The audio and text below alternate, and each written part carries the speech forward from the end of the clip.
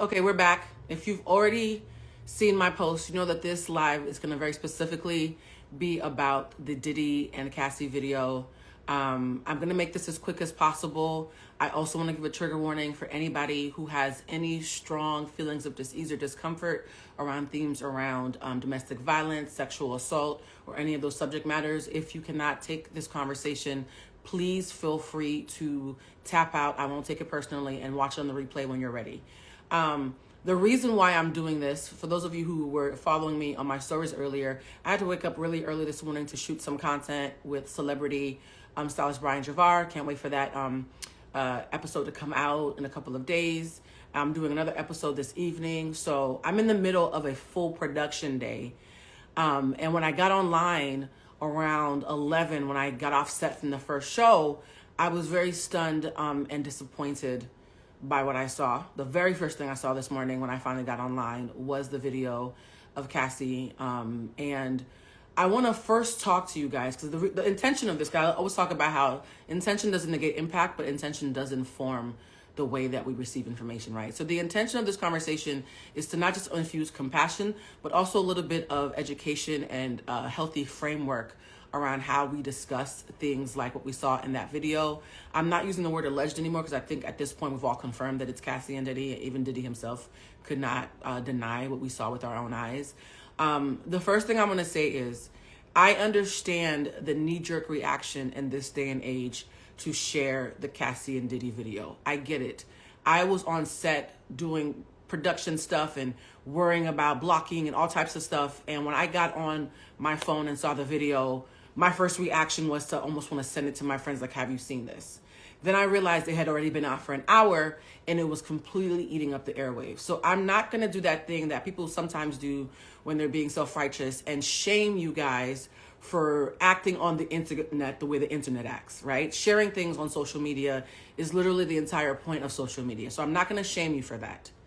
I will say, though, and even though I'm not going to shame you for sharing the video, can we all admit that several hours into the revelation that it's been circulated enough? So if you have seen the video late, assume it's been circulated enough and that you don't have to blast it to friends and family on your socials, and that they, without any of your support, will be able to see it.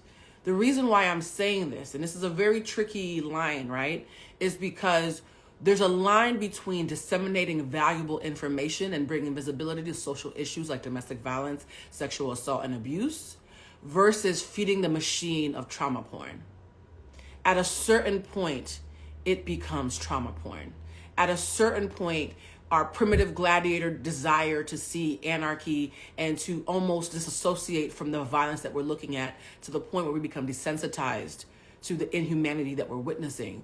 There's a line that I think anything past this, we're crossing it. Someone said, but Blue, you're fine as hell. Okay, now back to being focused. Oh, y'all are funny. Shout out to D for doing my makeup. I didn't even know what you guys were talking about until I just looked down. I appreciate the compliments, guys, but I'm trying my best to keep serious.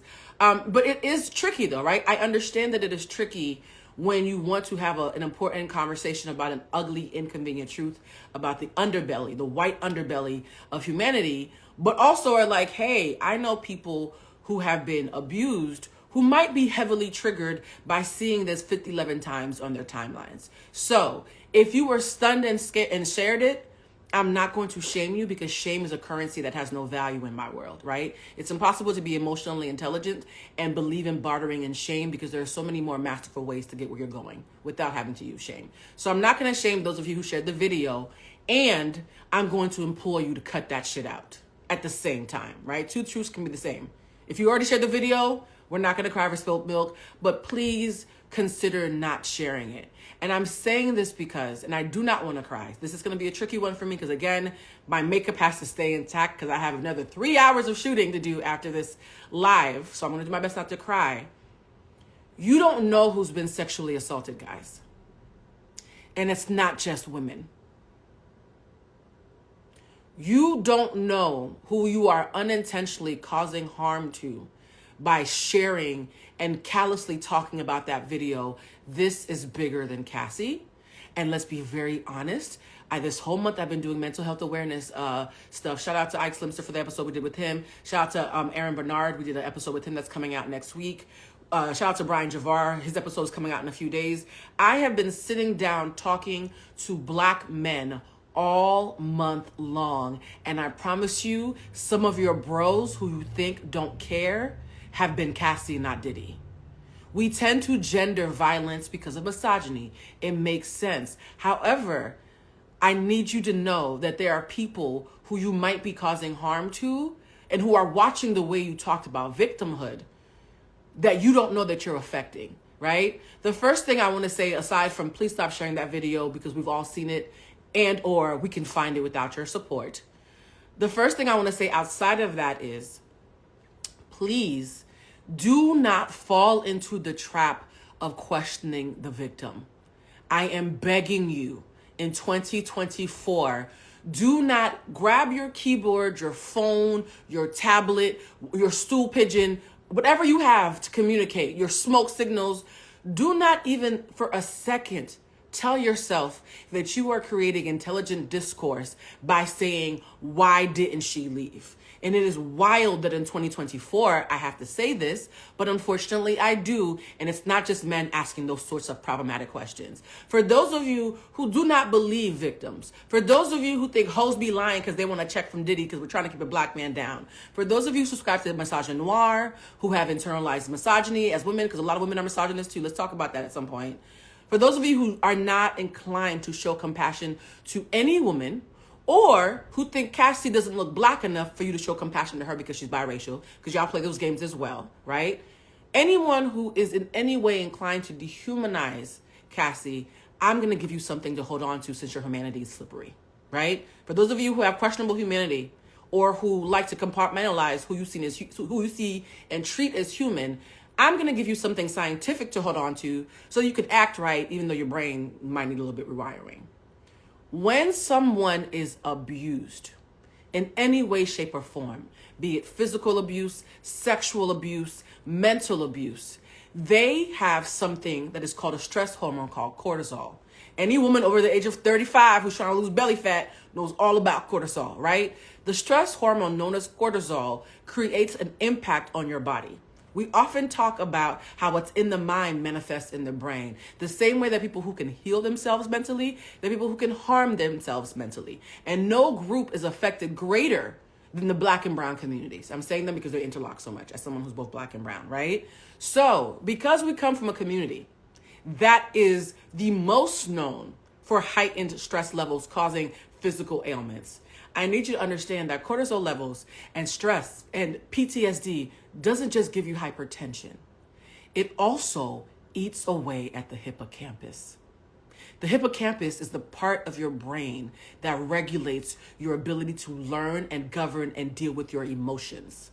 It is a core function of your brain that is compromised when you have heightened levels of cortisol, right? So when your cortisol levels spike, it starts to eat away at your brain.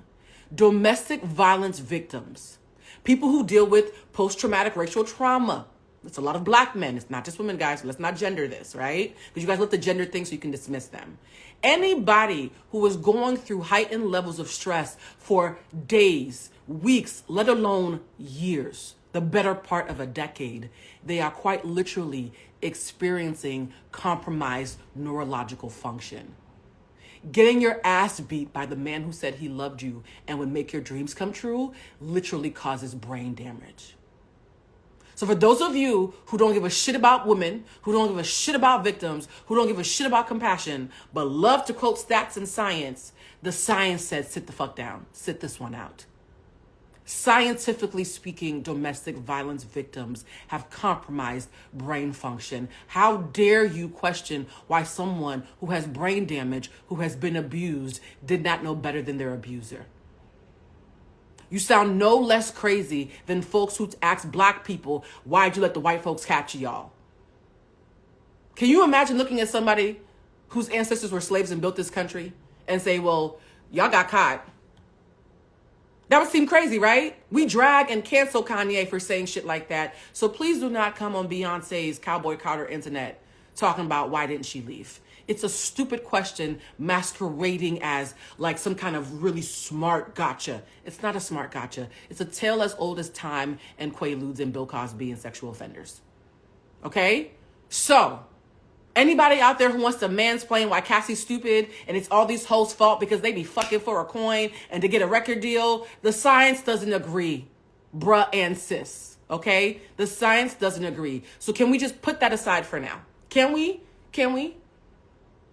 Also, can we also keep it a buck about self-esteem? Shout out to the person on Twitter who didn't know how to spell and who's giving me my favorite typo in Twitter history. This young girl once wrote back in like 2010 that she needed better self-esteem, and I have not been the same since.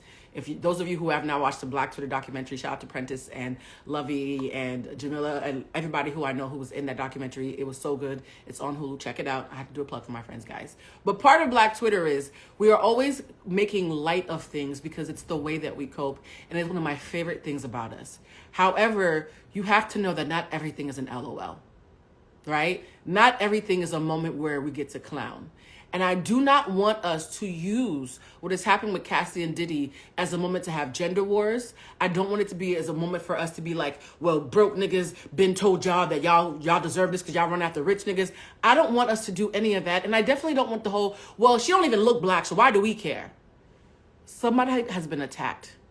And if you read the documentation, now I have to be very mindful of the language that I use. I always have to recuse myself when there's a conflict of interest. I live in Los Angeles and I work in the industry, right?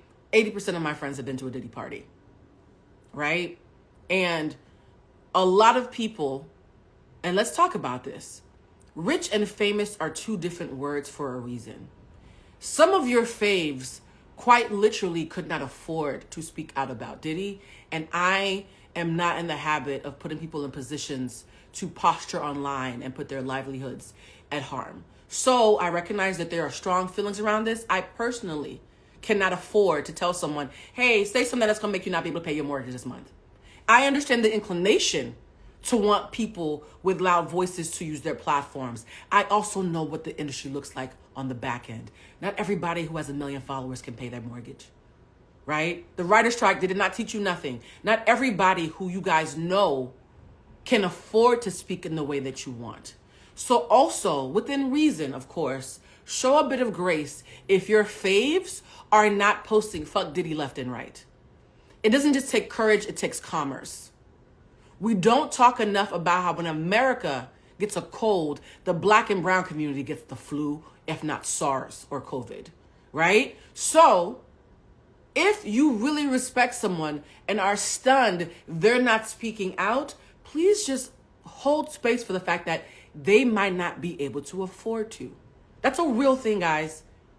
When the strike happened and Billy Porter lost his house, you were all stunned. We weren't. So many people are well known, but are one missed opportunity away from being in the EBT line. And that's the thing that we don't talk about. Somebody just wrote freedom ain't free. Exactly.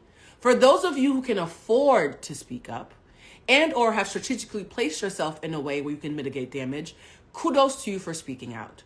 I personally, again, I'm choosing my words carefully. This is so tricky. I know so many people who in the last several years have said, Blue, I finally checked off going to a Diddy party off my bucket list, right? For a long time, just in the same way before he became president, Donald Trump was seen as a black status symbol. If you don't believe me, please Google Donald Trump in the 90s and early 2000s and even the 80s, right? A lot of our titans are experiencing what I'm repeatedly calling the year of the reckoning. And part of that reckoning is you have to look at not just the person who's the abuser, but the people who are complicit and who are creating the ecosystem. There is one person in particular who I don't want to name, but Bridget and a couple of my friends behind the scenes know who she is, who I'm very disappointed at because as a woman, as a Caribbean woman, she is standing with Diddy. Now here's the thing. Some of y'all can't afford to speak out against him, but you can always afford to shut the fuck up. Standing with Diddy right now, as a woman of color at that, sis, that's between you and the God that you claim to serve. Y'all saying some names in here, I'm not going to say nothing because if y'all get me froggy, I'm going to start talking and then I'm not going to be able to stop. Okay? I understand why some of you have to shut up, because you can't speak about what's happening with Diddy because the industry is incestuous, okay? The industry is very incestuous. For those of us who live in LA, who traverse certain places, who work in media spaces, who work in press, some of us literally have to be mindful because I have a 77-year-old mother who needs me to pay her rent. I'm not going to say shit on here to appease y'all that's going to stop me from paying for my mother's medical care, right? And I'm also not going to cape for a predator. So for those who aren't speaking because they can't afford to speak out against Diddy, completely understand. But for those who could afford to at least be quiet, please consider that an option. Because we're watching who is liking his fake religious signaling posts. We're watching who is saying amen every time he quotes T.D. Jakes. We're watching, right? So sis, if you can't afford to speak out against your brother because you need to go on tour and sell shoes and whatever else, I'm not going to count your money. I'm not a pocket watcher. But at the very least, don't help him. Do not optically help him, right? You guys are saying a lot of names, and I am not going to confirm any of them. And thank God this conversation is not going to be part of the final whatever. Somebody's screen recording. I don't care because I'm not going to confirm or deny anything. I will say this, though. And somebody said Aubrey tried to tell us. Aubrey O'Day reminds me of the professor in every single apocalypse movie that's set in an academic setting who's running through the quad with their paper and their documents flying through the air. And we all think that they're a bumbling professor and low-key they're the only one who knows the world's coming to an end. So a lot of you do owe Aubrey O'Day an apology. Sis is not perfect, okay? This is not an Aubrey O'Day Stan account because sis, sometimes I be wanting to pray on you a little bit. She's not perfect. She also is courageous. And we have to give credit to those people who we don't like, but who we have to fuck with their ethics.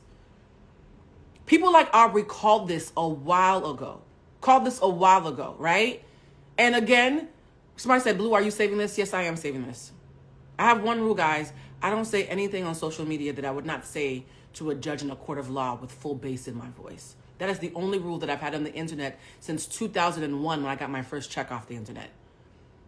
Some of you are just meeting me, but I've been doing this for 20 years, right? So to the Aubrey O'Days who are out there, who have been yelling into the ether on their own, sis, thank you. Thank you for being a pain in the ass. Thank you for not shutting the fuck up, even though we, and the proverbial we, not me very specifically, but the proverbial we told you to shut up. Thank you for speaking truth to power, right? I also want to do a shout out to people like D. Barnes. I wrote an article about D. Barnes for the Griot years ago and about what happened with her and Dr. Dre and received death threats for months. I received death threats for months. Shout out to women like Drew. Those of you who do not know about Drew Dixon, she's the one who blew the whistle on Russell, Uncle Russ. Some of y'all still call him because you're problematic. There are so many women that I personally follow and have a friendly relationship with, and I'm always trying to pitch a story to tell their stories. And do you know what I'm going to tell you guys? There is a Diddy expose that I was going to write the month after Kim Porter died. And I couldn't because our lawyer said we couldn't afford it. So I need you to know it's not just courage and finance. There are froggy people like me who were going to take one for the team, but there was legal reasons, right? Yes, somebody said death threats. I've gotten death threats for writing about D. Barnes. Talib Kweli stalked me for over a year. Talib Kweli is not a nice man. There's a lot of people in hip hop who very specifically threaten the livelihoods and lives of Black media, particularly Black women. There was a study that was done several years ago that was trying to quantify the most hated upon group on Twitter. The most hated group on Twitter, not surprising, was Black people. But within the realm of Black people, the most hated subgroup within Black people was Black female journalists. Okay? So as a Black woman in a digital media space, I am literally the top group that is most likely to get a death threat or to have their livelihood threatened. And yet I still try my best to speak the truth. But I don't think the audience fully understands the cost. So, number one, please stop sharing that video. Number two, please stop virtual signaling if your favorite just can't afford to take this L. And number three, if you can't afford to speak up, at least don't help an abuser. I also want to give a shout out to Tiffany Red. I'm not going to cry. This, you guys don't understand how deeply steeped I am in this, because I am very discreet about my friendships. But so many people I love are having a rough day today. So many people I love are not okay because of the video that was shared. And they can't speak out. I've been a maverick in the industry long enough where I can afford to run my mouth a little bit more than most. So this is my version of trying to take one for the team. Shout out to Tiffany Red and the fact that she very, very bravely called truth to power about what Diddy did, about what she saw with her own eyes. She is very close to Cassie. She's not speaking from third party. She's not speaking as someone who is sharing or spilling tea. And the bravery it took for her to speak out is astounding. And what's wild is Tiffany was at Bridget's wedding. You guys know me and Bridget are very close. I was sick the first day of the wedding, and the people at the front desk, the man in particular, did not know what endometriosis was, did not realize that I was having an endometriosis spiral. I was so sick, I thought I was going to throw up and pass out at the hotel. Tiffany came to my rescue. Tiffany's the reason why I got to my room safely in the middle of Jamaica when a misogynistic asshole man didn't take my illness seriously because I didn't look sick enough for him to believe me. So when I tell you Tiffany is a real ass bitch, she's not just saving people on the internet, child. In real life, she's one of those women who look out for other women. And I remember when her article came out talking about what happened, I was so proud of her. I reposted it. Bridget reposted it. And that very same day, I'm at the salon getting my hair done. And I get a call, and I'm going to choose my words carefully, guys. So if I pause, please show me some grace, because journalistic integrity means when people trust me to tell me these things, I have to be mindful to never put them in a place of causing unnecessary harm when trying to speak about what they're going through. Somebody from Revolt called me in shambles. Heartbroken from Revolt, right after the whole Cassie thing exploded, right after Tiffany's article came out, because they were going to try their best to do programming, letting the women on that platform speak about how they felt about what took place. And it didn't happen. It didn't happen. And this woman, I'm not going to share too much details about her. She was devastated. She was devastated because her ability to tell her truth had been ripped from her and all the other women who work under the umbrella of this man. So, I will say this. I believed Cassie before the video. And the truth is, most of you did too. The video didn't shock you. It just made it inconvenient for you to keep pretending what you already knew. Right?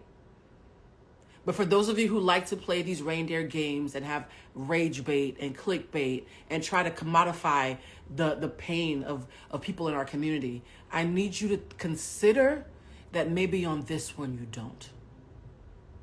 Also, I want to speak out to my sisters who are at the very bottom of the food chain, right? We all know that Black women are considered at the bottom of the desirability food chain, but even within the ranks of Black womanhood, there are still subsections, right? And we all know that Cassie, as a racially ambiguous Black woman, because a lot of you didn't know that she was biracial, a lot of you didn't know she was mixed and thought she was Latina, she might have a little bit of everything in her, right? Shit, I'm Cuban. Who knows what's in there? But as a non-Black presenting, racially ambiguous woman of color, I fully recognize that there is a privilege that made it more palatable to see Cassie as a victim. I recognize that, and that still doesn't take away from her pain.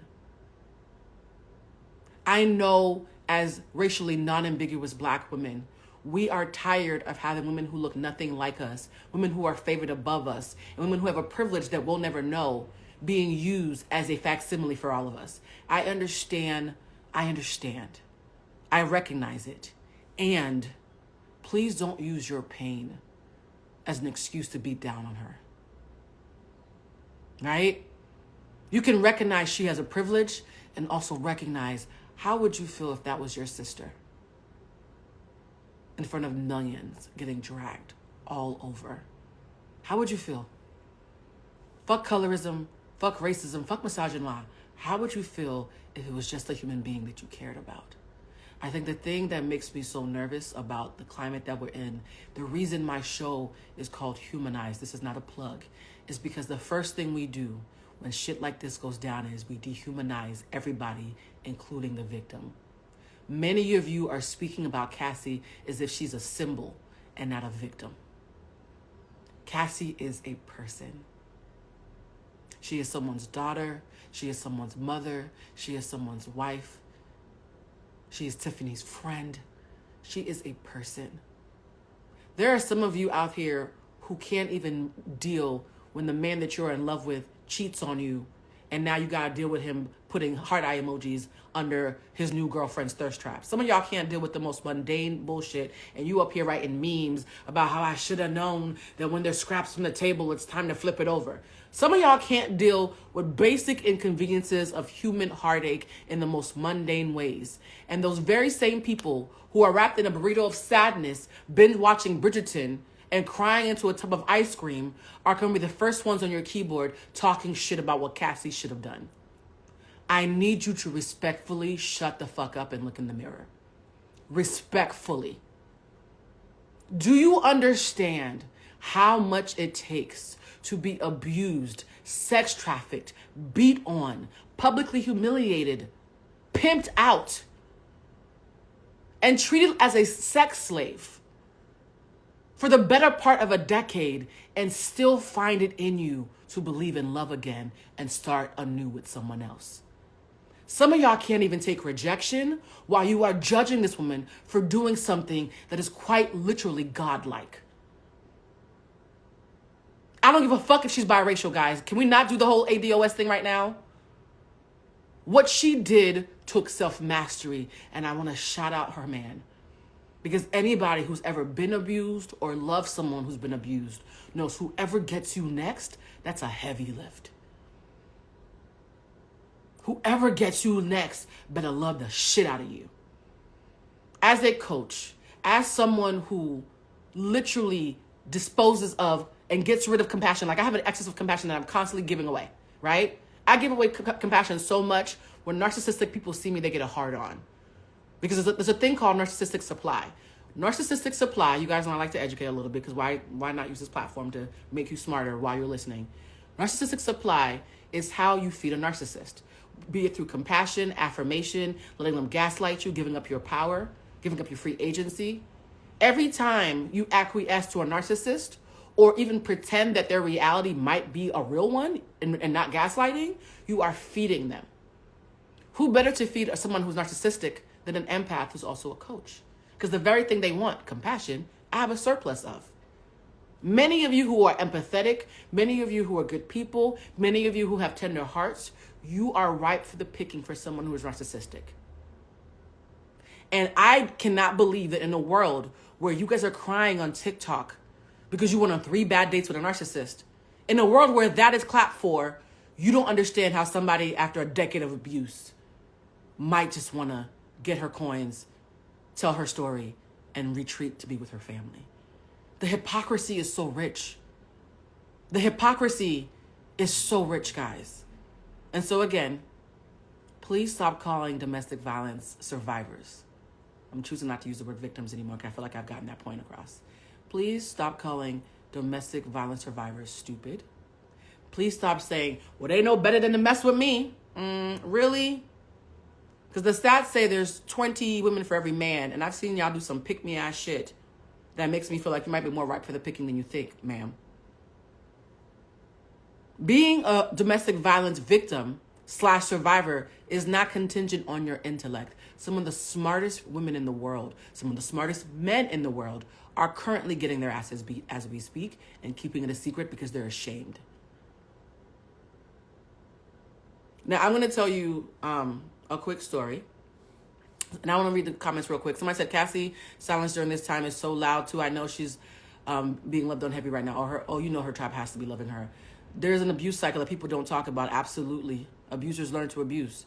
Somebody said that people lack emotional intelligence. They do. People don't just lack emotional intelligence. Sometimes people let their pain speak for them. If you are someone who has any kind of pain or disdain for women who you think Cassie symbolizes, once you dehumanize someone and turn them into a symbol, it's very hard to see them as someone that you can have compassion for. So I understand how we get to a place where we stop seeing Cassie as a person. I'm just here to remind you that she's a person. Now, I also want to talk about verbal abuse because I think a lot of times we need the theatrics of somebody punching on you, somebody beating your ass, somebody dragging you in a high-class hotel for us to say, hey, that's wrong. I get no more flack than for when I refuse to let someone verbally abuse me. And what I think you guys don't realize is there's a reason why I have zero tolerance for verbal abuse or disrespect. A very quick story time. When I was 20, I don't want to say what age, 22, 23? No, actually, I was 24.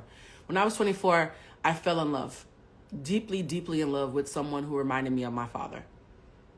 A black Cuban, somebody who was a sexy artist, just like my daddy. Same sign, everything, right? Daddy issues, party of one. And we got into a relationship where he was constantly annoyed by my confidence. This is something I've been used to my entire life. Whenever someone's attracted to your confidence, once they acquire you through a relationship, they think, okay, the thing you used to get me, can you put it away now because you got me? They don't recognize that that's just who you were to begin with. And he started to verbally abuse me in ways that I at first did not recognize.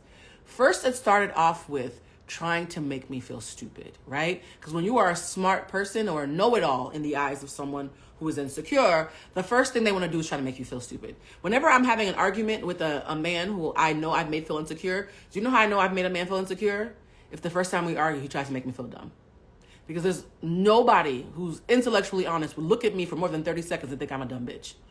Nothing about me says stupid, but the fact that you're trying to make me feel stupid tells me that you resent that I'm not stupid, right? So it first started off with him trying to flex about how he wanted to be in Mensa and he was so smart and X, Y, and Z. And I, not realizing that I was being groomed, said, oh yeah, I thought about Mensa, but I wasn't sure I was smart enough. So he's like, no, you don't understand, babe. And he tells me his IQ. And I said, no, I do understand, babe. And then I tell him my IQ, which is 5 points higher. The look on this man's face when he found out that he had unintentionally dated a woman with a higher IQ than him. It was as if I had told him he was adopted. It was as if the thing that he always rests his hat on had been ripped from him. What you mean? In the relationship, I'm supposed to be the brilliant artist. You're supposed to be my muse. What the fuck do you mean you're technically 5 points? Mind you, 5 points don't mean shit, y'all. Like, at this point, we're both smart. Like, who the fuck cares, right? But in that moment, there was a spark in him like, she is too big for her britches. I need to make her feel less big. Now, the reason why I'm sharing this, guys, and I'm going to share some more, is because a lot of you are in emotionally abusive relationships and don't even fucking realizing it. And by the end of this live, you're going to have some courageous conversations. Okay? So first, he tried to make me feel stupid. I was like, babe, not only am I not stupid, I wish I could be less smart because I feel like my life would be easier. Try something else. I said it as a joke, but this mother sucker took it as a challenge. Then he started trying to make me feel unattractive. Again, the only thing I'm less than stupid is ugly, right? I've never felt ugly a day in my fucking life. But this man really tried to make me feel attractive. Mind you, this is somebody who was chasing me down and could not keep his hands off of me. And so one day we're about to go to an art show, and he says, damn, I'm about to go to this art show, but are you sure you want to come with me? And I'm like, why? Why wouldn't I want to come with you? And he says, because, I usually date models, and so I don't want you to be uncomfortable if I show up with you as my date. And me being a kumbaya ass bitch, I'm like, no, that's fine. I had a plus size modeling contract when I was 19. I did some modeling. Is it because of my makeup I can get my face beat? And he's looking at me like, no, bitch, I was trying to tell you that you were fat. The fuck? Like, you could tell he's like, I'm trying to make Blue feel bad, and this bitch does not know how to feel bad about herself. So he was like, no, the last girl I dated was Asian, and she was very thin, and she was an Asian model. I later found out this was a lie. She was an Asian model, and so he basically picked a bitch who looked at the extreme opposite of me, right? Because the opposite of a thick, curvy Afro-Latina is a skinny Asian woman.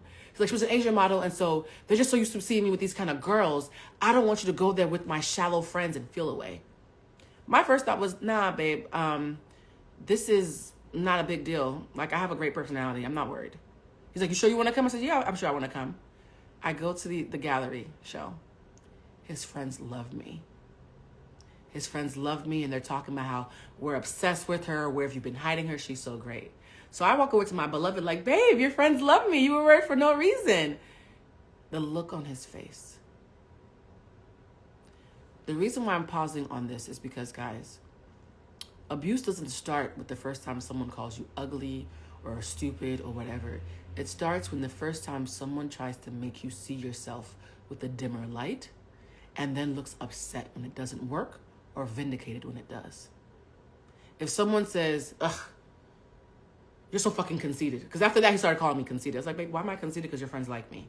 If someone starts calling you conceited just for liking yourself, or says, I told you so, every time you make a mistake because they tried to make you feel small and they're using regular adversity as a way to diminish your light, that is a red flag. Why did you need me to feel ugly around your friends before I even met them? Why were you not telling your friends I met this beautiful woman who doesn't look like my norm, but she's a badass bitch and I love her? If your friends are fat phobic or racist, why was you putting the onus on me to shrink and not on them to be better? Think about that. And why do you need me to feel stupid? So this continued for months to the point where at one point we stopped having sex. And I said, babe, why are we not having sex? Like, our relationship was very horny when we first met. And he was like, because I realized that you're a whore. I said, excuse me? Mind you, we're in a monogamous relationship. I'm not sleeping with anybody but him. He's like, you used to be on some hoe shit, and so I realized that I don't want to sleep with a hoe. In retrospect, talking to my therapist, I realized, Blue, the things that everybody knows about you is that you're smart, you're confident, and you're sex positive.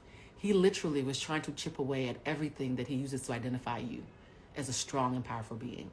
He couldn't make you feel stupid. He sure as fuck couldn't make you feel ugly. Now he's trying to make you feel like a whore.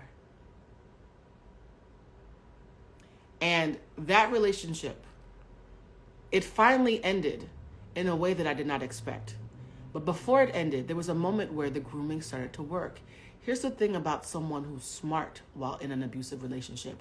We always think, if I'm healthy, the relationship can be healthy. I can fix it. I wish I could go back and tell 24-year-old Blue to stand the fuck down. I wish I could go back and tell her that no matter how confident and beautiful and sex positive she was, it only takes one person to make a relationship toxic. My healthy does not suddenly make the relationship healthy because I'm still with someone who's narcissistic. It takes two people to make it healthy, but it only takes one person to make it toxic. So every single time he's saying something to make me feel like I'm not a badass bitch, I'm like, you are tripping. Because not only am I a baddie, now your best friends like me more than you. His homies who used to come visit him are not coming to see me like, why are you still with him? Can you break up with him? Because we want to hook you up with somebody else. His friends started asking me to break up with him. And I was like, no, I love him. He's damaged. He has daddy issues. He has mommy issues. Because you know, people who are narcissistic love to use their childhoods as an excuse not to work on their bullshit, right?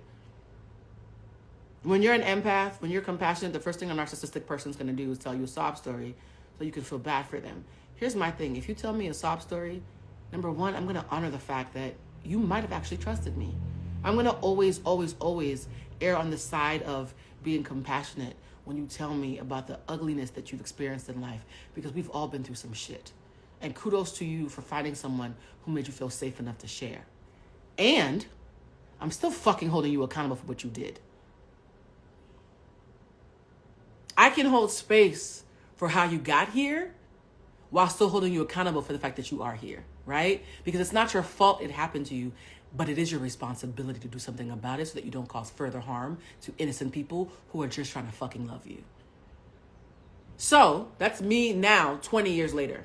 Oh my God, it's been 20 years. Jesus, I feel so old. Actually, no, I don't feel old. What am I lying? 20 years ago. This happened exactly 20 years ago because I'm 44 now. Just turned 44 2 weeks ago. And I was 24 then, right? So at 24 years old, I thought that my confidence and me being so impenetrable would make him realize you are wasting your fucking time because you got a badass bitch, don't fumble this. He didn't listen, right? Our relationship ended when I found out that he was emotionally cheating on me. He knew better than to physically cheat on me because I was having prophetic dreams about him. And every time he would think about cheating, I have a dream about it. But like, so you trying to fuck your homegirl? Ashley, that's awkward. You know I'm psychic, right? Dumbass. Y'all, if you're dating a psychic, please stop lying because she knows everything. She's just waiting for you to start telling the truth. So at 24, I would tell people when I would have psychic dreams about them lying. At 44, I have several people who are still lying to me. I tell you guys this every week. Somebody's lying to me right now. And I'm playing along, right? 20 years ago, I didn't know to keep it to myself. I didn't know to watch people and let them show who they are when they think that you don't know what's happening. So younger me told him that I knew every time he thought about cheating. So he started emotionally cheating. I said, well, emotional cheating still counts, bruh. Let's go on a break. We go on a break. And one night he invites me over. Somebody said 44. Yeah, you guys, I keep on forgetting. 44 looking like 24. You guys always freak out about my age, which is so funny because I think I look exactly my age. And by the way, looking younger than your age isn't the only way to tell somebody they're pretty. You just tell me I look nice. So I'm basically thinking I've broken up with this man and we're on a break. But to me, a break means we're broken because he kept crying. He didn't want to break up. He invites me over one night. And as we're talking, I recognize that he hadn't seen me in 3 weeks. And he forgot who the fuck I was. And you know how people will talk to you crazy over the phone, but they know better than talk to you crazy face to face? Because he hadn't seen my face in several weeks and forgot that when we're in the same room, his spirit tells him it's not safe to talk crazy to this girl because she'll fuck around and make you find out. He forgot who he was talking to, and he started talking to me extra greasy. I've never had anybody since or before him do this. This was a one and done thing. Started talking to me like I was a bitch off the street. And because I'm a Mars and Leo, I'm also a Leo North Node. So if you piss me off, I turn into a lion. Fuck a bull. I turn into a lion when I'm mad. I confused am like, is there a basic bitch behind me that you're talking to? Because who are you talking to like that? That cannot be me. This entire time, you've been on some funny shit, trying to chip away passively, but now you're directly talking to me crazy like you don't know who I am. Are you nuts right now? He gets stunned because here's a funny thing that a lot of people don't know, guys. I don't yell in relationships. People always freak out. I have a loud voice with my friends. I have a loud voice socially. My voice immediately goes down like 4 or 5 octaves when I'm in love because I don't ever want to speak harshly to my lover as a habit. So I'm extra. You guys know that video that went viral on TikTok and everybody keeps walking up to me at parties talking about, are you the wet girl from TikTok? Please don't do that, guys. It's weird when y'all do that. You guys know I've been talking about the mindset of wetness. I've always had the mindset of wetness in romantic relationships. I've never called a partner out their name. I don't call partners names in general. I don't yell. If I yell at you, we're probably going to end up breaking up, or I'm thinking about it because I don't yell at people that I love like that. I don't believe in public displays of drama. Like, I'm actually very conservative and intentional and mindful about the way that I speak to romantic partners because I recognize something said by someone that you're platonic with or related to as a family member doesn't hit the same way as something similar that's said by someone who you lay with. Your desirability and therefore your lovability is tied and tethered to your partner, which means the weight of their words is different. Their words hold a different weight. If your homegirl says, "Oh, your booty looking fat today," you're like, "Oh yeah, I did gain 5 pounds." If the man that you love is like, "Oh babe, your pants look tight," devastation, emotional damage for so many people, right? And it's like, wait, they both said the same thing, but when someone that you are literally looking at yourself through the eyes of desirability for, right? Like you loving on me, you wanting to sleep with me, you wanting to finesse me as a romantic partner, you wanting to build a life with me is telling me that I am worthy of love subconsciously. No matter how confident someone is, our desirability is always in some way tethered to our romantic partnerships. And so as a result, I've always known to talk very kindly, extra kindly to my partners. Because my mother and my father were verbally abusive. And when my daddy left, in my child brain, daddy left because mommy was talking to him crazy. Mind you, my mother was talking to him crazy, but my daddy was also a piece of shit, right? As an adult, it was both their fault. As a child, I just know when you talk to people crazy, they run away and they don't come home, right? So part of my daddy issues actually built in a habit of not being verbally abusive with partners. So when my partner lost his mind and talked to me crazy, and for the first time in 2 years, I said, "Who the fuck are you talking to?" He jumped back. He was like, "Whoa, what the fuck? You've never talked to me like this." And I don't know what look crossed my face, because y'all know resting bitch face is a thing. This man got scared and ran to his room. He ran to his room. I said, "Oh, wait. What was all that big shit you were talking 5 minutes ago, bruh?" And I rolled up to the door and knocked on the door and said, "Come say that shit to my face." Because I'm thinking, you have just made me realize that we don't need to be together. I want to break up with you eye white to eye white. I don't believe in breakups on the phone. Eye white to eye white. Come out here so I can tell you ain't shit and I'm not coming back. And this break is broken. We're broken up. I'm thinking I'm going to be telling this black man, "You got me fucked up. I'm not the one or the two. And now you got me talking to you like a nigga." The minute I start talking to a man like he's a man, like I'm a man too, it's over. Right? Because now you have me in my divine masculine, and that's not where I operate. Look at me. My divine masculine is not my fucking default, clearly, right? So I'm thinking we're about to break up.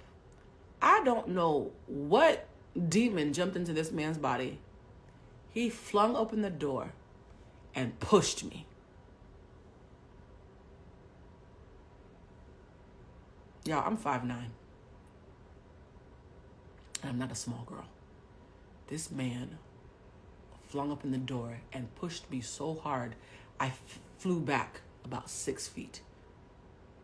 Mind you, up until that moment, all he had was little snips, little words, little moments of condescension, right?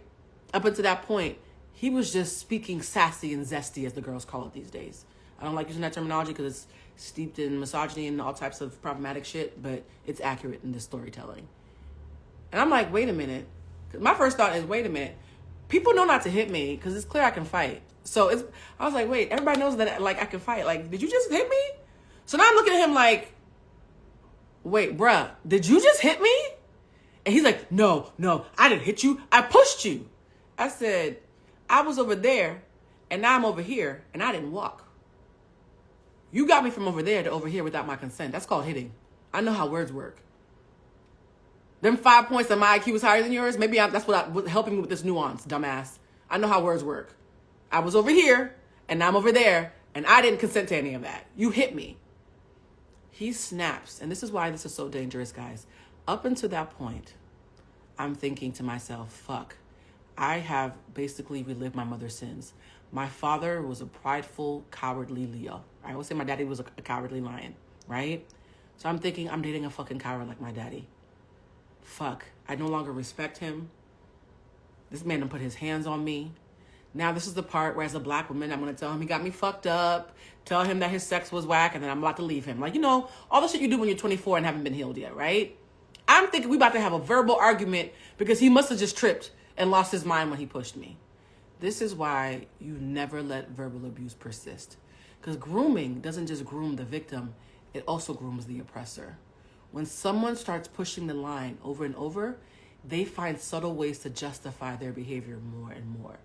So yes, 2 years earlier, I was dealing with a coward who could only make little jabs and passive-aggressive remarks. But 18, 20 months into our relationship, he now felt empowered to test his own boundaries. And when I said, I can't believe you hit me, he lunged at me and grabbed me by the neck and started to choke me. He said, I didn't hit you. If I hit you, it would be like this. And all I remember is thinking to myself, is this domestic violence? Is this domestic violence? Like, wait a minute. Smart Blue, y'all got me fucked up Blue, is now in an expensive-ass brownstone in Harlem getting choked by a photographer. That's not what's happening right now. I literally left my body and had like one of the moments like, nah, this motherfucker is not choking me right now. Because there's no way. Because if you choke me, now I have to unleash the fucking ancestral demons that live inside of me as a scapegoat. Like whenever I'm going through anything that is dangerous, I'm not going to get too much in the spiritual realm. My spirit guides have told me that I have a lot of ancestral DNA and I have spirit guides who protect me. I've had several near-death experiences and I'm clearly still alive. Right? So I've been protected in many ways. I almost died twice already, but before I was 10 years old. And that's probably why I have second sight, because I've crossed over and come back a couple of times. So I knew my spirit guides were going to protect me. So I wasn't even scared. I was just like, did this man like choke me? He's choking me, which means I could kill him right now. I went straight to, damn, now I have to kill him. Now, like, I'm going to be on TLC because I have to kill this man because he choked me. And now it's self-defense. Fuck, I'm going to have to kill my first love. This is fucking awkward. This is how my neurodivergent brain works, guys. I was not scared. That button that makes you scared, I don't have a lot of it. I'm going to be honest with you. Even as I was experiencing my lover of 2 years with his hand wrapped around my neck, I'm literally having a conversation with myself about, damn, I hope I don't kill this man. Right? Once I was like, girl, you're losing oxygen. You might want to like stop having this conversation and beat his ass. So I came out of my trance of, is he really choking me? And proceeded to beat the black out this man. I'm not even going to hold you. I'm not going to hold you. And mind you, he wasn't that big, but he boxed for fun. So I blacked out. I'm not going to get too much into it because I feel like I don't want to be online admitting to a crime. I blacked the fuck out. All I remember is at one point he said, stop biting me. Okay, y'all stop laughing. He said, stop biting me because I used to have a biting problem. I'm very primitive. If we fight, I'm using hands, feet, and teeth. Okay? Don't let this get up fool you. Okay? I fight like a Haitian from the bush. Okay? Hands, feet, and teeth. So as I'm biting this man, clawing his eyes out, reaching for his crotch, ripping off his clothes, spitting in his face, at one point he's like, goddamn help. Now he starts screaming for help. The man, okay, y'all stop laughing. Somebody said you fight like a West Indian. I do. Because my thing was, one of us is going to have to die. Because you done touched me now. Now my spirit guides are awake. You unleashed the fucking dragon. Somebody gotta die. I'm like, wow, I hope that I live to tell his family what happened, right? Like, I'm not joking, guys. This is why I don't fight. This is exactly, why y'all laughing? This is why I cannot write. I try to write drama, guys. I'm gonna say this real quick. Every time I try to write a drama screenplay, I get told that it's comedy. This is supposed to be serious. So I apologize for anybody. I am not making light. Please blame my neurodivergence. This is how my brain tells stories, okay? So at one point he starts screaming, bitch, get off me. And I was like, who you calling a bitch? Now I'm beating his ass again. I blacked out. All I know is at one point, he was able to run out the house and drag himself. I think I might have had my it's gonna sound bad. I think I might have had my teeth around his ankles. He's trying to drag himself out the house because my thing is, you're not dead yet, so what's good, right? He finally gets out the house and limps away like a wounded dog to go to the ambulance. He ended up at the ER. So now I'm lying there. Like, fuck, I just had to beat up my first real boyfriend. This is some bullshit. And somebody said, nom nom. Y'all are so ignorant. I need you to understand that I take no pleasure in the fact that the first love of my life, the first person I ever said I love you with and meant it, because I had a bad habit of saying I love you, not meaning it when I was younger in my fuckboy days. The first person that I was ever deeply in love with, our relationship ended with me having to beat his ass because he had me fucked up twice. And I took zero pleasure in it because as I'm lying there, all jokes aside, mind you, my shirt's ripped off. I think he had on nothing but drawers. I ripped every ounce of clothing off this man except for his drawers and one of his shoes. Somebody said, whip that trick. Y'all are so ignorant. Black people, ooh, I don't want this is a serious episode of us going live. He walked out wearing nothing but his underwear and his shoes. I'm lying there in a pile at the bottom of the steps. Shirt ripped off. Thank God I had my good underwear on because they always say wear good underwear because you never know what's going to happen. And I'm lying there like, I can't believe that I'm one of those girls now. I'll never for the rest of my life be able to say that I was just too smart. People know not to fuck with me. Domestic violence can never happen to me. That only happens to dumb bitches. I like in this moment, I am said dumb bitches. And I sat there like, how did I get here? How did we go from our friends might not like you because you don't look like my usual type to you trying to choke me out before you realize that I might be a little crazy too? Like, how'd we get here? And what happened is I called my friend Honey at the time. Shout out to Honey Young. Was this in public? No, this was in his brownstone. And his uncle lived downstairs and heard the entire fight and didn't come out to save me. The two things that stuck out with me that night were, if I'm ever in harm's way, the other person should be afraid. Because I saw a part of me that I've never seen before. I've seen it since. I'm not even going to hold you. I've had a couple fights since then. Not lately because I'm healed now, but a bitch has fought. And I was like, okay, so when I'm in danger, I'm the scary one. That was interesting to realize because up until that point, I had seen myself as harmless. I was like, no, when shit hits the fan, I might be the villain. I'm okay with that. Because once you touch me or hurt somebody I care about, I'm not Christian, I'm Buddhist. And I'm also someone who has a lineage of witches in my family, going back to our West African roots. And so, yeah, just be nice and I'll be nice. That's always been my rule. If you're nice, I'm nice. Right? Because African religions, not Christianity, guys, not the white savior who came in, gave you all missionaries, but African religions, the ancient ones believe in cause and effect, right? We have karma in Hindu, and we also have in African spirituality cause and effect, which means if you cause me harm, the effect is I will find a way to keep myself safe. So I have no qualms about keeping me and mine safe. I will never feel bad.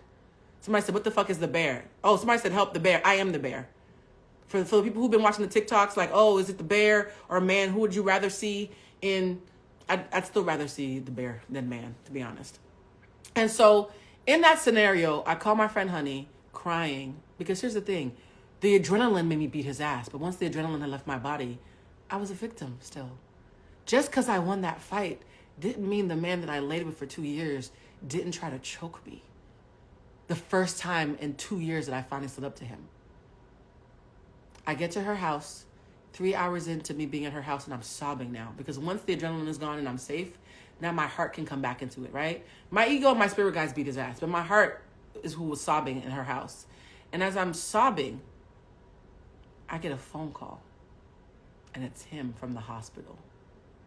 And he says, I'm in the hospital. They're stitching me up. You got me real bad. Like, he starts laughing. Like, oh, I didn't know you had it in you, champ. He called me champ. I didn't know you had it in you, champ, because he used to do boxing. And he was like, but I'm willing to forgive you for beating me up.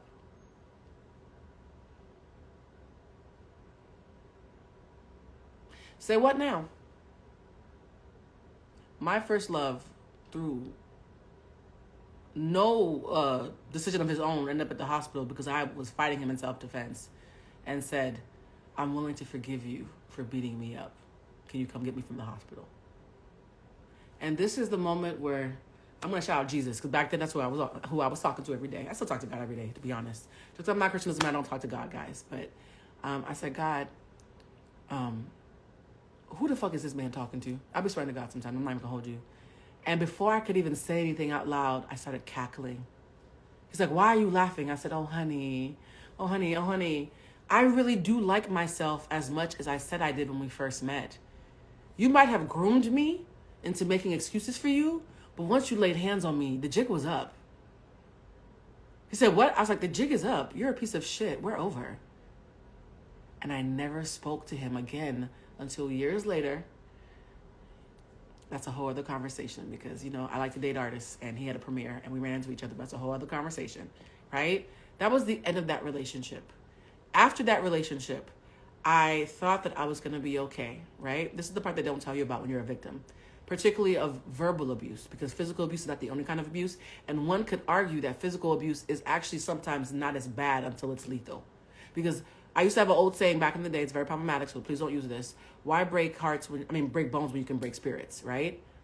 When I used to fight people, I'd be like, I'm not gonna break your bones, I'm gonna break your spirit. I'm gonna cuss you out first, and if you still want to argue with me, then I'll beat your ass.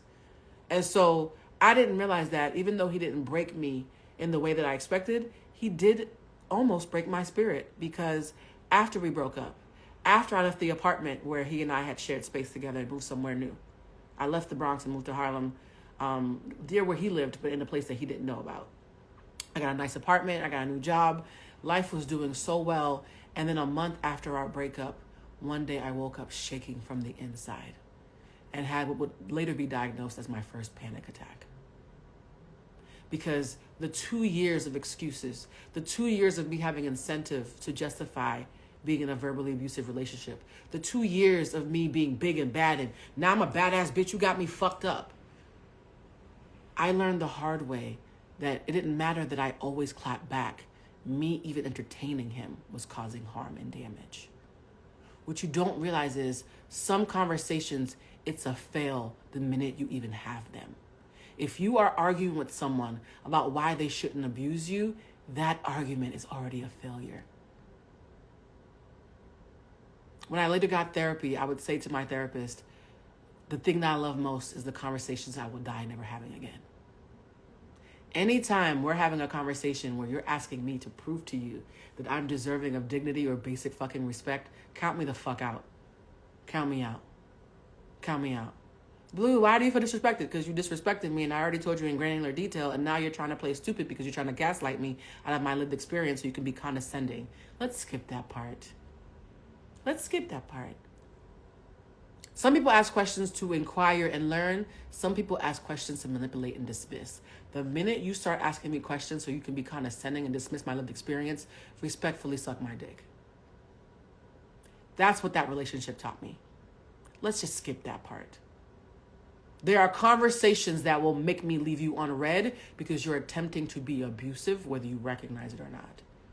You are attempting to gaslight me. So, if I answer a question and you don't seem enlightened, you weren't asking to learn, you were asking to be a jackass. And for literally 6 months, I had panic attacks for 6 months, guys. At the age of 26, I was on the verge of having a nervous breakdown 6 months after I left an abusive relationship. A lot of you always talk about timelines from a place of ignorance. Why'd she wait so long? If it took me 6 months to stop internally shaking like a leaf from a verbally abusive relationship where I was constantly clowning my partner back and winning the argument, imagine what the fuck it felt like to be Cassie. Me, Big Bad Blue, shook me at my core after 2 years. Big Bad Blue. Imagine what it felt like to be young, naive Cassie in a relationship with someone who financially and socioeconomically, in every way, because money's not the only currency of power, in every way, there's a power disparity. I was dealing with an equal. In fact, my ex was kind of broke. I made more money than him, right? So if a broke nigga in Harlem could have me shaking on the inside for 2 fucking years and then shaking on the outside for 6 months afterwards, to the point where my poor mother literally booked us a flight back to Haiti. You know it's bad when your mama brings you home, okay? For the immigrants out there, y'all know when your parents see that you are not well in America and they get you on a plane and get your passport renewed and take you back to the motherland, you know some fuck shit's happening. My mother didn't know what the hell was happening, but she knew something was wrong. She's like, we're taking you back to Haiti. You know what she did? This is where spirituality does come in. My mother dragged my 26-year-old shaking like a leaf ass back to Haiti, literally hired somebody, a whole security detail, to go to the ravaged gravesite of my grandmother and grandfather because the 2010 earthquake had caused all this mess, right? There's all this earthquake that happened in Haiti, and my poor country has been through so much because of the infrastructure and the Red Cross stealing all our money. But anyways, she took me back to Haiti. We went through all this rubble just to find my grandmother's tombstone. My mother grabbed me, laid my hands on the tombstone, and prayed to it for an hour for my grandmother to deliver me. An hour. And I'm sitting there at the gravesite shaking because I have PTSD from this abusive ass relationship that on paper, I look like I survived. Shaking on the inside. And at one point, she's praying. And out of nowhere, I heard a voice. When I was 5 years old, I used to talk to my grandma a lot. That's how I found out that I was a little psychic. And my grandma and I had not talked in a very long time. We had not talked we stopped talking right around the time my daddy left when I was like 7. 19 years later, I've now dated a man who was the worst parts of my father on steroids, who now tried to beat my ass, who now verbally abused me, who tried to make me feel ugly. Everything my ex tried to make me feel in the relationship, I didn't feel until after. So now I do feel ugly. Now I do feel fat. Now I do feel stupid. All the things that didn't work because I was trying to have an ego tantrum with him and fight him face to face when he left, those scars didn't heal. And I remember crying and saying, I give up. I give up, Grandma. And I heard a voice. She said, you'll be fine. And I shit you not, guys, when I came back from that trip to Haiti, that was literally the following year. 2007 going to 2008 is when I started On Thy Shift. Because what I did for those 2 years is what became my course. So when I say that the course that I'm creating is deeply personal and X, Y, and Z, the course that I created, the course that, I'm sorry, my voice is, I'm trying not to cry, so my voice is getting choked up. The course that I created in order to help you guys, that I'm constantly doing three times a year, the reason why it means so much to me, because it's what I did to pull myself out of the darkest period of my own life. I was the first On Thy Shift attendee. I used everything I learned from my jobs and said, I need to heal myself before I can heal anybody else. And it was hard and expensive. And there were some times where I was like, thank God I don't have the suicidal gene, right? Because there's some people who would have been through what I went through and would have been thinking about self-harm. And there's no shame in that, because a lot of times the only difference between suicide ideation and not having it is a chemical imbalance. Like, we don't recognize that we're still human beings with like blood and vessels, right? Me not having whatever predilection makes somebody suicidal doesn't make me stronger or better than someone who is thinking about self-harm. So I need you guys to stop saying, oh, you're so strong. Some of it is just the luck of the draw, right? Instead of having suicidal ideation in my family, I had anxiety disorders in my family instead. Some of us can't help what we're born into. But the fact that I was able to pull myself out of that, me, right? The person who, y'all can suck my dick, I'm not scared of nobody. I'm still not scared of nobody. To be honest, I wasn't scared of my ex when he was trying to kill me either. So that's something. But a girl who has an abnormally low amount of fear still ended up being a domestic violence victim. And I'm not sharing this story because I felt like oversharing on a random Friday. I'm sharing the story to let you know when they say, hey, when you're talking about domestic violence victims, you never know who you're speaking about. You never know who's watching. I'm on that list, guys. I'm on that list. I'm not going to cry. Not because crying is weak, but because I need to keep my makeup for the next show. So, I hope this random story time, I hope this random live, if it does nothing more than remind you that I'm a person, that Cass is a person, that statistically speaking, you probably have several uncles and cousins and homegirls who have been abused, who are lying to you because they are scared to share because of the shit that they see you posting on Twitter that you'll never know about that is hurting them. Please be mindful when you speak about assault and abuse victims, because there are more of us than you realize. Some of the smartest people that you know looked at that video and saw themselves on both ends, right? Because the ex who abused me had been abused. And I think that's why I made all those excuses for him when he was being verbally abusive. I now live in a life where if we're having an argument and you are disrespectful and verbally abusive, even in a casual way, I shut that shit down. Zero tolerance. Because I know it's a slippery slope. I know the hard way that when you let a man who says he cares about you talk to you crazy and be condescending, that it's only a matter of time before you teach him how to mistreat you. I'm not in the business of teaching anybody how to mistreat me, right?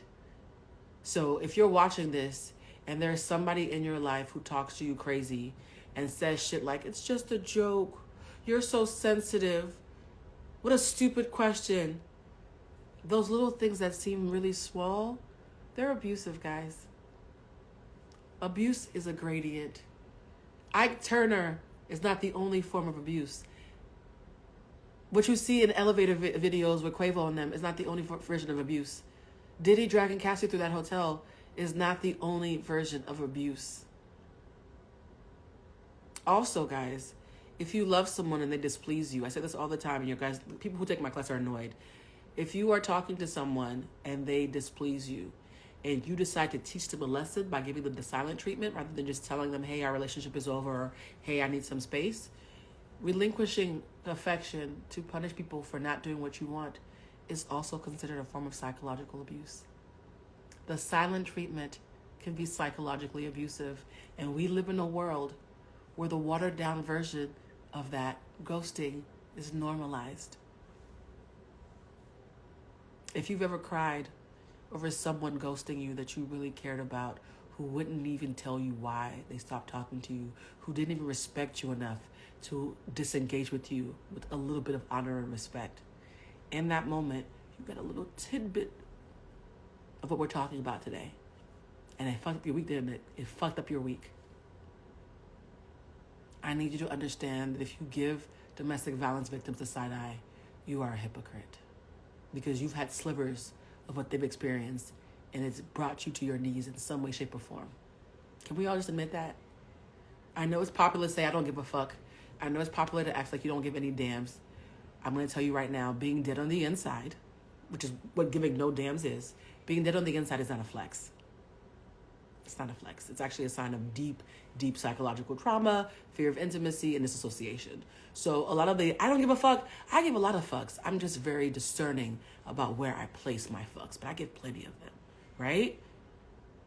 All right, I'm going to stop preaching. I hope this was helpful. Now I have to go do a whole episode of Humanized with my guests. But I hope this puts a face on this in a way that makes you guys reconsider the way that you've been engaging. Because I don't like what I saw on Twitter today. I know we've been all, tap dancing on Drake's grave, but there's a time and place, guys. And the whole Cassie thing, that isn't the place to make these jokes. And that's not because I'm caping for a racially ambiguous black woman. It's not because I don't understand how the industry works and I don't understand how thoughts work. I'm not naive, guys. I live in and work in and am prospering in and am respected in the belly of the very beast that many of you are speculating on the sidelines of. So I'm not speaking from a place of naivete. I'm speaking from a place of educated compassion. Can we normalize that? Educated compassion, guys. Not enabling, because some of y'all like to show compassion in the wrong sense, like that predator-ass teacher who had them kids unbraiding his hair. That was a form of grooming, guys. We'll do a whole video on that because I don't even want to get into that tangent. So I'm not talking about enabling bad behavior and turning a blind eye to abuse. I'm saying when you see someone who might be a victim, if you must assume an open mind. Right? Because if you are wrong about a victim, you just cause them further harm. And if you're right about a victim, there's a whole judicial system that's meant to find that out. All right. Somebody said he got his job back. That's unfortunate because he's a predator. That's a whole different video. I love you guys. I hope, again, that anybody who wanted to hear what I had to say about this now can put this to bed. I don't want to keep talking about this because it's actually a really sad topic and I find it triggering, and I'm happy that I did not cry during this because I really do keep my face intact. I adore you guys. And for those of you who are asking, yes, I will save this.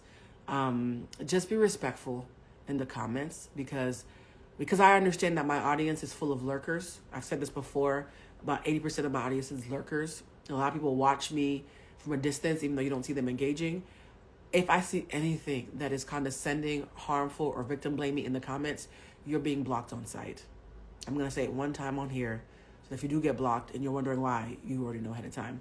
This is one topic that I do not condone any sort of, well, let's have a devil's advocate. The devil doesn't need an advocate when it comes to domestic violence. The devil does not need an advocate when it comes to domestic violence. I believe in letting due process do its job. I also believe in giving victims a space to speak and letting the law figure out if they're telling the truth or not. All right. I gotta go because my throat hurts and I need to drink some tea. Love your gotta bits. And please check on your friends who you know have been assaulted in any way. Because up until this live, some of you might not have realized what this might mean to them. Okay? All right, bye guys, I gotta go.